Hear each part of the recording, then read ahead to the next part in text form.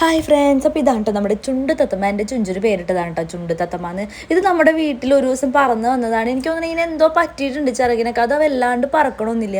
അപ്പോൾ അതാ ഞാൻ തണ്ണിമത്തനൊക്കെ കൊടുക്കുന്നുണ്ട് കേട്ടോ. എൻ്റെ അടുത്ത് നിന്ന് സുഖമായിട്ട് വന്നത് തിന്നുന്നുണ്ട്. അപ്പോൾ ഞങ്ങൾക്ക് അതിശയമായി, കാരണം സാധാരണ തത്തമ്മകൾ അങ്ങനെ ഒന്നും തിന്നില്ല. പിന്നെ പിന്നെ 2 ദിവസം നമ്മുടെ വീട്ടിലുണ്ടായിരുന്നു. പിന്നെ അത് പറന്ന് ഞങ്ങളുടെ അടുത്തുള്ളൊരു വീട്ടിൽ പോയിട്ടോ. അപ്പോൾ അതാ ഞാൻ അങ്ങോട്ട് പോയിട്ടാണ് ഈ തണ്ണിമത്തൻ കൊടുക്കുന്നത്. വീട്ടിൽ ആദ്യം വന്നപ്പം 2 ദിവസം ഉണ്ടായിരുന്നു, മരത്തുമൊക്കെ ഞങ്ങൾ നോക്കിയായിരുന്നു. കൂട്ടിലൊന്നും പിടിച്ചിട്ടില്ല, കാരണം കൂട്ടിലൊന്നും പിടിച്ചിടാൻ പാടില്ല. ഇപ്പോൾ തത്തകളായാലും ഏത് പക്ഷികളായാലും കൂട്ടിൽ പിടിച്ചിടുന്നത് ഞങ്ങൾക്ക് ഇഷ്ടമില്ലാത്തൊരു കാര്യമാണ്. കാരണം അതിറ്റുങ്ങൾക്ക് സ്വതന്ത്രമായിട്ട് പറന്ന് നടക്കണ്ടേ.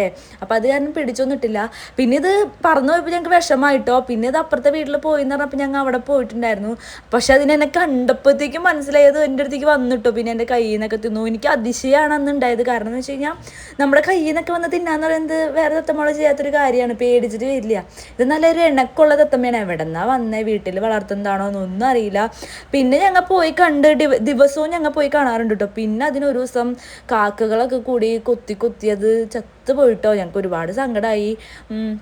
പിന്നെ ഞങ്ങൾ കൂട്ടിൽ പിടിച്ചിടാൻ ശ്രമിച്ച അവിടെ അടുത്തുള്ളവരൊക്കെ കൂട്ടിൽ പിടിച്ചിടാനൊക്കെ നോക്കി. പക്ഷേ അതിനെ ഞങ്ങൾ പറഞ്ഞപ്പോൾ വേണ്ട, എന്തിനാ, അത് അവിടെ പറന്നൊന്നും പോകുന്നില്ലല്ലോ, അവിടെ നല്ല രസമല്ലേ കാണാനും. പിന്നെ അപ്പുറത്തെ വീട്ടിൽ അമ്മുമ്മ ഇതിന് എന്തൊക്കെയോ കൊടുക്കാറുണ്ട് കേട്ടോ. പക്ഷെ അത് ചത്തു പോയപ്പോൾ ഞങ്ങൾക്ക് ഒരുപാട് വിഷമമായി. നിങ്ങൾക്ക് തത്തമ്മേനെ ഇഷ്ടമാണെങ്കിൽ ഒന്ന് കമൻറ്റ് ചെയ്യണം. അപ്പോൾ എല്ലാവർക്കും ബൈ.